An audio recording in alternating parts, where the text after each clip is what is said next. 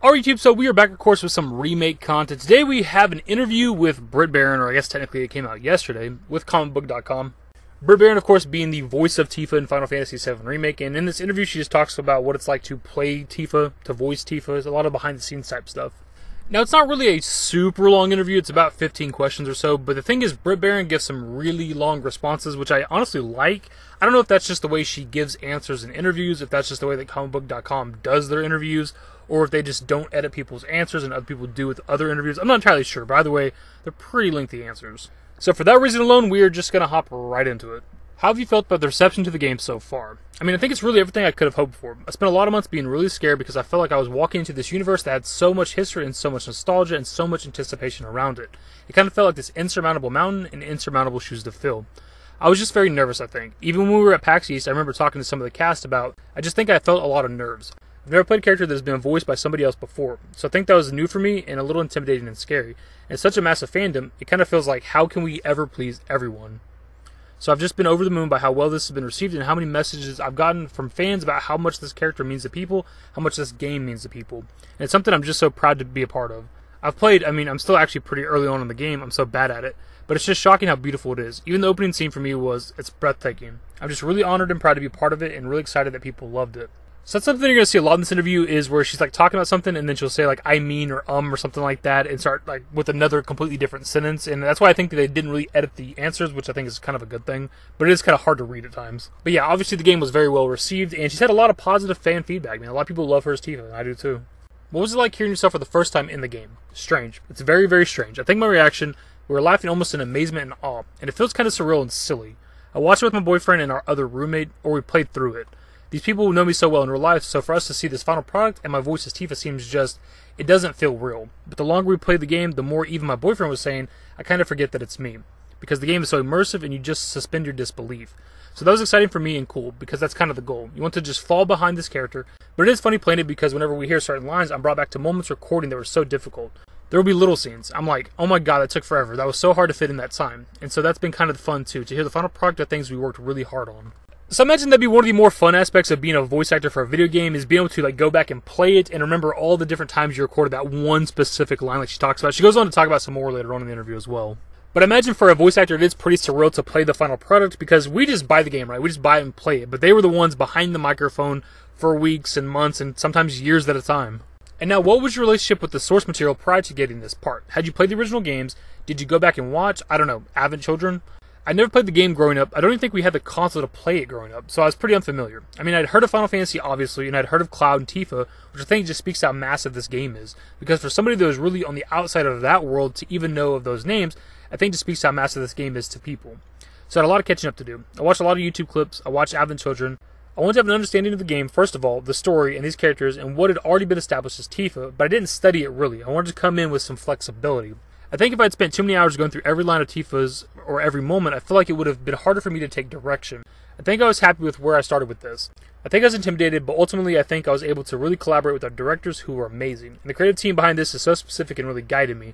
And that's what I trusted when we recorded, especially in the beginning.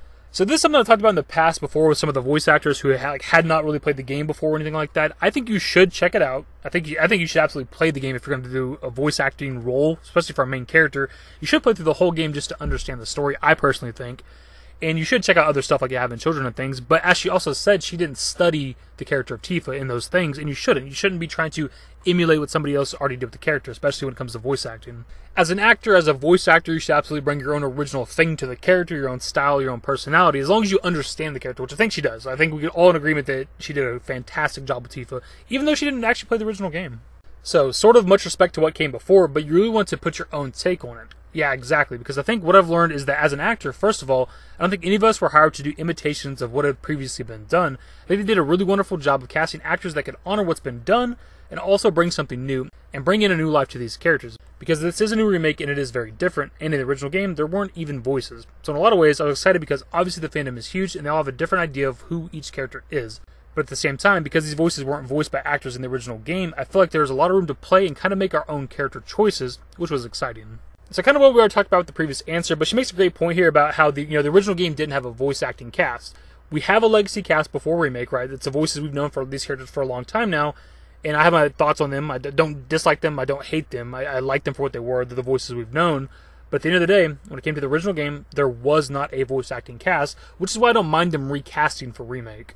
And really, when it comes to the recasting, the one that people were most upset by that I've seen personally is Sephiroth. A lot of people love George Newbern, as did I. You know, he also voiced Superman, which I'm a big fan of. But Tyler Hoechlin's portrayal of Sephiroth, I think, is great, and it's not really any different from George Newbern. If you actually compare them like side by side, the delivery is pretty much the same. A very calm demeanor. He talks slow, doesn't really show a whole lot of emotion. The only real difference between Tyler and George is just the voice itself. We're kind of getting off topic here because the video is supposed to be about Tifa, but that's really been the biggest like controversial recasting that I've seen. But I think Tyler does a great job. Now, speaking of casting and stuff, how did you actually end up getting involved with this? I was requested to audition for Tifa, and I went in, and I don't think anyone was really in the room with me. I think they might have been in Japan at the time, so I was just talking to nobody, kind of like this in my headphones, which I think tells me that this was like a Zoom interview or something. I do remember really fighting for the role in the room in a way that I don't normally do. Sometimes I think I can get nervous in callbacks, but I was very much like, you want it differently, I can do it differently. You want a higher pitch, I'll do it. Just let me show you, I can do it.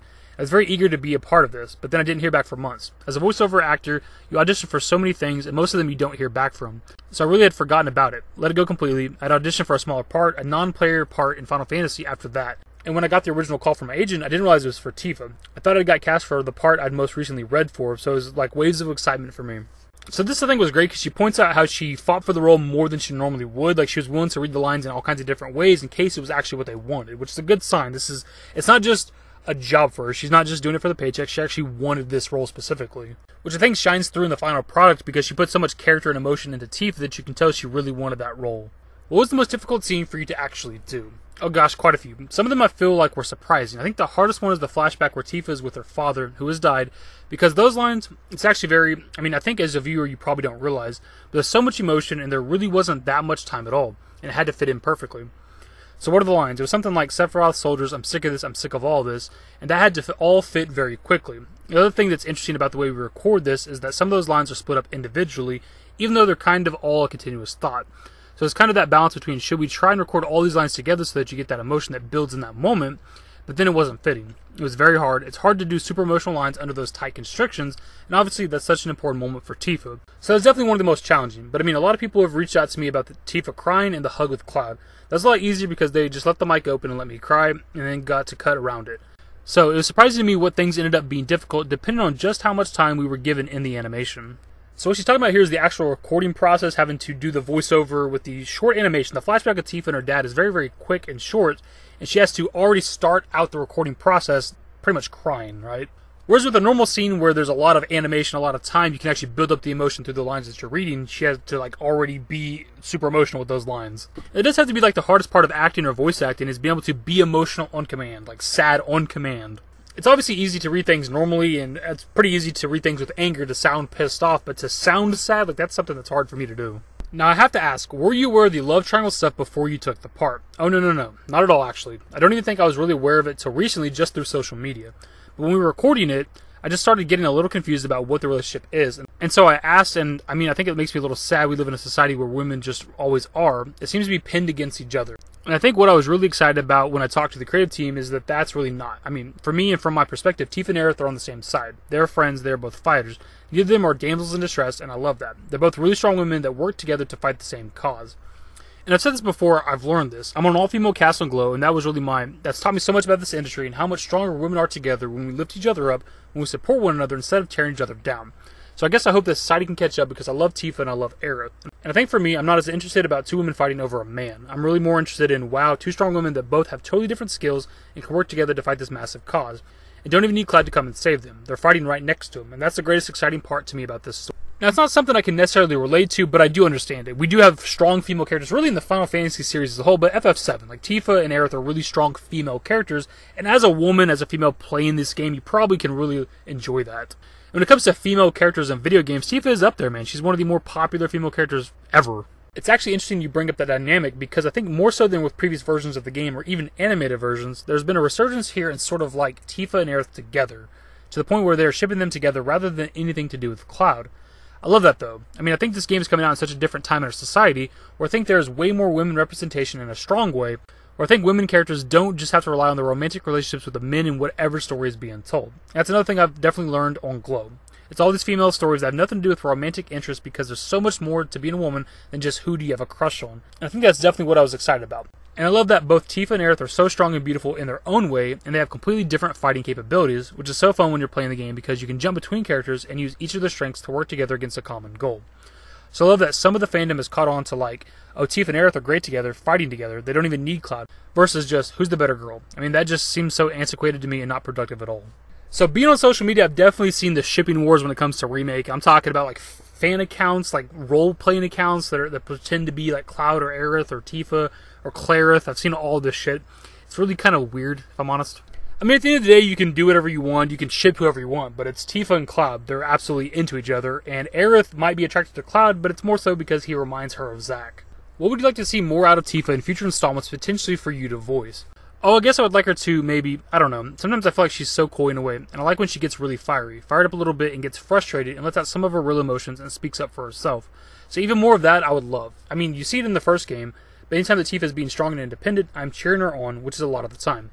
And so, I mean, that's one of my favorite parts about playing her, and I think it's a really awesome character on so many levels. As a female, I think it's very, I want to say, I mean, I hate to say this, but I feel like it's kind of rare in video games to see a female that not only is a strong fighter in her own way, by no means needs anyone to save her, is very capable of her own, but isn't just a cold-hearted, tough woman. I think sometimes it's either one or the other. It's either you're the sweet, feminine damsel in distress, or you're a really tough, hardened, low-voiced warrior. I think Tifa is kind of this rare mix of both because she's so kind and empathetic and soft-spoken in a lot of ways, and feminine, but also really strong and a fighter and can get angry and is passionate. I think she kind of encompasses a more realistic picture to me of what women are, where so many things were not just one thing. I can be a lot of those aspects within one person. So I mean, yeah, I love when she fights. I don't know. I'm just down for the journey, and any day I get to voice Tifa is a good day. So one of the main reasons why I wanted to read that part is, as was pointed out by somebody over on Reddit, is that that's one of the most like accurate and best descriptions of Tifa ever. Like, it shows that she really has the character down. She knows and understands Tifa, which is absolutely something that you want with somebody that's going to voice an iconic character that you've kind of grown up with, that you've kind of known your entire life, right? So for the most part, that wraps up the interview. There are some other questions after that where they kind of talk about her future roles that she wants to do, and she mentions Lara Croft, which would be kind of interesting. But as usual, there were some questions and answers that I did not read over for the sake of time, but also so that if you want to go check out the interview yourself, there will be some new stuff to read as opposed to the things I just read. Here lately, man, it seems like a lot of our videos have been really long, and it's not intentional by any means. You guys already know that. I don't like my videos to be any more than like maybe 5 to 7-ish minutes. We've had a lot of like 9+ minute videos, and it's good that there's a lot of information out there to talk about, but I'm just not a fan of these long videos all the time. But this all around was a fantastic interview. I'd love to see comicbook.com do some more like this with some of the other voice acting casts. But anyways, this video is much too long, so we definitely need to wrap it up. So just leave your thoughts in the comment section below. What do you guys think of Britt Baron as Tifa? Either way, hopefully you guys enjoyed the video. If you did, give it a thumbs up. Subscribe to the channel if you guys are new. We'll save daily more Final Fantasy VII Remake content. Turn on my notifications. Follow me on Twitter at @David. I'm a Discord. Links to most social networks are in the description and in the outro. Later, guys. Used to care what people thought, but now I care more, and nobody out here's got it figured out. So therefore, I've lost all hope of a happy ending, depending on whether or not it's worth it. So insecure, no one's perfect. We spend it with no shame. We blow that like Coltrane. We in here like Rogaine, or leave it like Cobain.